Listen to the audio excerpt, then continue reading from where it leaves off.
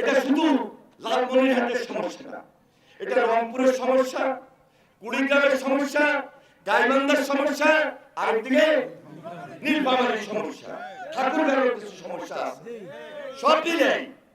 সব মিলিয়ে ৫টা ৬টা জেলা আজকে তাকিয়ে আছে, আশায় বুক বেঁধে আছে যে তারেক রহমান সাহেব আসবে, প্রধানমন্ত্রীর দায়িত্ব নেবে, আর কখন আমাদের এই তিস্তা মহাপরিকল্পনা বাস্তবায়ন হবে।